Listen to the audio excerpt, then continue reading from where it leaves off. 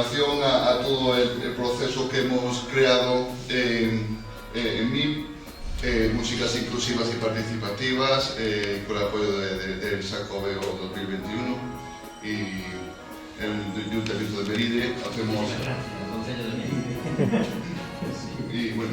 Y a todos los compañeros que han participado y que han hecho posible este proceso, que ha quedado un poco...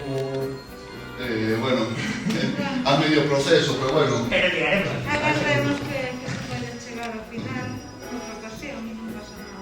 Hay que ser positivo. Sí, efectivamente. Así mismo, pues bueno, agradecerte profundamente todo el apoyo y bueno...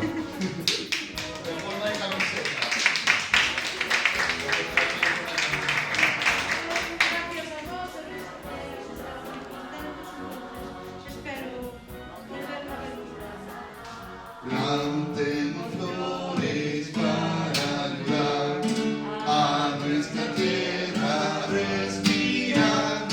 Usemos raíces y caminemos, cuidemos el aire para vivir. Evita el fuego y las consecuencias de quemar objetos en los montes.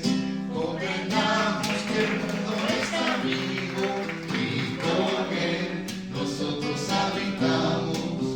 Comprendamos que el mundo